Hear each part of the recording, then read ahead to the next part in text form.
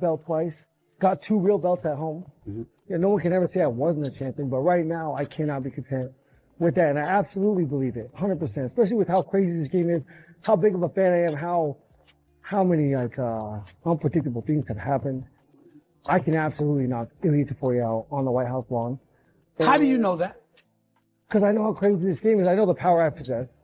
I know the skills that I have. He I know possesses how a lot of power. Of course, he could knock me out also. Right. But there's no way to find out. And I also will. I just want the chance. You want him? Of course. That's right. Yeah, he's a champion. He's a champion. He finished Volkanovski, finished Holloway. If I could do it, it will be the best script. Then I will believe this is all simulation. 100%. Because that was crazy. And that's what I'm here for. KT wrapped up his bout with Paddy Pimblett, and attention immediately pivoted elsewhere. Speculation now centers on who takes the spotlight at the upcoming White House card. One pairing surfaces repeatedly in these discussions: Ilia Topuria versus Justin Gaethje. What amplifies the buzz is that Ilia has apparently begun camp as though the fight is already locked in. And a big hit for Paramount. I think that's exactly what they want to see. But I will say this, I do worry about Gaethje a little bit. I think he's starting to slur his words a little bit. I think he's taking a little too much punishment. And the Ilia Topuria fight will be a disaster. It's almost guaranteed. Topuria is not Paddy Pimblett. He hits like a truck. He's going to stay in the pocket. And it looks like, based on the way Paddy took those punches, that Ilia will be able to navigate through that. I just think that's a disaster. Justin addressed his future plans and acknowledged the punishment his head absorbed. He referenced the significance of fighting at the White House in June. He framed it as a patriotic responsibility he felt obligated to accept. Barring complete physical breakdown, he anticipates being on that event. People are asking if he needs recovery time. They're wondering if anything might be broken after what he just endured. I mean, I definitely need some time off. He fucking rocked my brain a couple times, and the only thing we have over the more dangerous sports, which is boxing and football, is we get to take time, and so I will do that. But the White House is in June, and I represent this country. I represented it tonight, and I hope to be obviously. Look at the position and the opportunity they just gave me here. There's no way they're keeping me off that card unless I'm dead. When Ilia Topuria's name surfaced, Justin treated it less like opportunity and more like unfinished business. He seemed prepared to accept the challenge. He agreed a unification bout made logical sense, indicating that was exactly why he remained active. Yet his tone suggested duty rather than enthusiasm. If Ilia returns, that becomes the fight. He mentioned Ilia had been present earlier, observing from the crowd. Look, I think the unification fight is next. The Ilia won't fight anybody else. Do you have a message for Ilia if that's the next fight? Can't wait. That's what I got here for. That's what we do. And of course, that's what I believe the next fight is, unless he's not back. Listen, given how popular Ilia's become and just the method of victory he's had and your style of fighting, and add those two to the White House, how big do you think that fight could be between you two? I mean, if I had any bit of a personality, it'd be fucking huge. But I just can't. I can't lie. I can't exaggerate. It's what I do. It's who I am. It's who my parents taught me to be. But I mean, there's no doubt it'll be the best. One of the best fights that they could definitely put on. It'll be for an undisputed belt, and I think they want to have 6 or 7. Whatever. They want to have as many as possible. So if he's not back by then, they will strip him, and I will be undisputed, and then I'll fight. Justin Gaethje discussed Ilia Topuria as if their matchup was inevitable rather than something he actively pursued.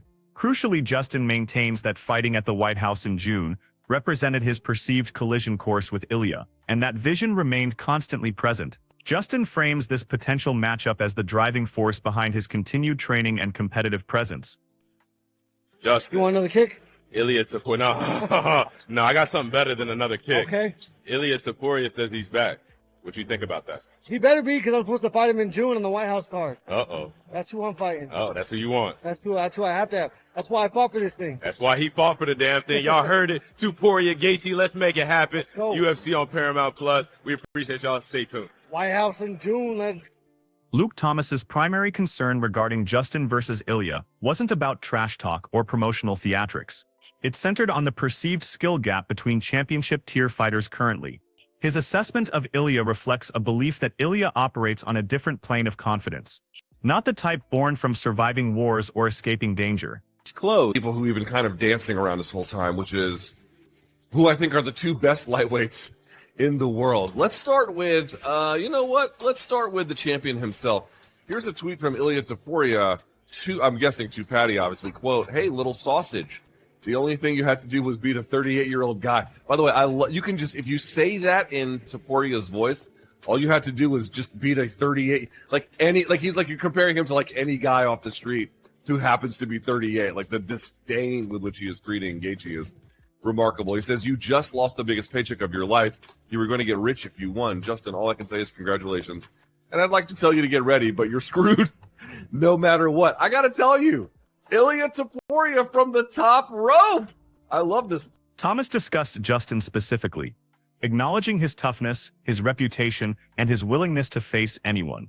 But he also suggested those qualities alone might fall short in this instance. Against Ilia, sheer grit and durability may not be enough. Okay, I have a lot of issues with basically everything Ilia Topuria has said over the last 2 years. Not this one. Like, this is exactly right. Like, you got beef with that dude, and you can dunk on that dude. Like, that is a okay thing to do. You know, I do think he also lost the biggest payday of his life. I think it's better for his career if he beats Patty than Gaethje. But, like, I totally understand dunking on him right now. And, yeah, I mean, the most likely outcome is that he blows the doors off. A vital component of Luke's analysis involved separating competitive spirit from actual probability. He didn't suggest Justin would simply fold immediately. He maintains the outcome still feels predetermined. In his assessment, Ilia possesses more pathways to victory and superior control over how those victories materialize. With other contenders ascending and Justin positioned between generations, the matchup appears problematic. Well, okay, let's be clear about this. And I said this a long time ago when people were like, "Oh, what about Patty versus Ilia?" And I was like, brother, if you wanted to end Patty's career, you set him up with Ilia. Ilia would turn him into ash. You know what I mean? I mean, just absolutely Medusa him, turn him into fucking stone with what he would do. I think Gaethje would be a little bit more competitive and would certainly put up more of a fight, but I don't think his chances are great either, which then brings us to a more interesting consideration, namely, what about Arman Tsarukyan, the kind of odd man out here who, one way or the other, probably should have been in this bout. This week's discussion arrives exactly when these opportunities present themselves. Kudos to Justin. He showed real toughness. Unlike others, he will step up and fight me. Respect. So Fiziev's response to Justin's bout was quite straightforward. For him, the biggest observation was Justin did not appear like... Justin looked heavy and sluggish, almost as though he hadn't fully adjusted to that pace of engagement. The visible damage around his neck and face suggests Justin may not have fully recovered. Or perhaps he did. The fight between Justin Gaethje and Paddy Pimblett the last couple of days. It's a good fight. It's a good fight. I'm happy for Justin, and I'm surprised. I'm surprised how he not in shape in this fight, honestly, because on the first round he start this fight very slow. He's very slow. He look like he sick, you know, not in shape. I think if he gonna be same shape like I fight him in London, he gonna finish Paddy like first 2 rounds. I don't think he really 100% shape on this fight. I see his neck, maybe staph infection. Yeah, look like, yeah. And Paddy, yeah, I'm sure he make me surprised. His head is really Facing He genuinely seemed uncomfortable with this matchup, and his age factors heavily into that reluctance. Nearing 38, slower starts and visible wear don't mesh well against a fast, dynamic striker like Ilia. It was described as a dangerous stylistic puzzle, particularly if the fight stays upright. Even acknowledging MMA's unpredictability, the core argument held considerable weight, not merely speculation. Justin Gaethje, just over here. But how do you think he does against Ilia? Because obviously it looks like that's going to be the fight. That's going to be next. It's I don't want this fight, honestly. Yeah, because bro, he's almost 38 years old now, and if we look how he in shape in this fight, he look not so good. and fight against Ilia on stand-up, no wrestle, boxing, boxing, boxing. Man, that's dangerous for him, very dangerous for him. And Ilia, he's like, he can turn off the lights very easy, like, but it's MMA. I know, I understand it's MMA. Like, if everything can change it like every second, but still, it's for Justin. Like, honestly, I don't want to see. What resonated from late-night MMA commentary was that the timing of this fight simply feels wrong.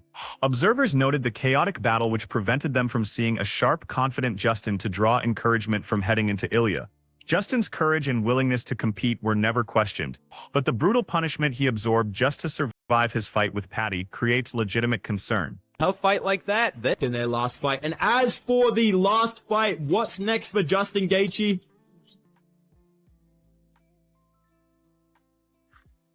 Bro, imagine like you go to, like, I couldn't stop thinking about it, dude. Like, he went to war with Paddy Pimblett to earn the right to get slimed by Ilia Topuria. And that's not an exaggeration. I'm not trying to be disrespectful. I'm happy that Justin Gaethje won. I picked him. I'm a big fan of him.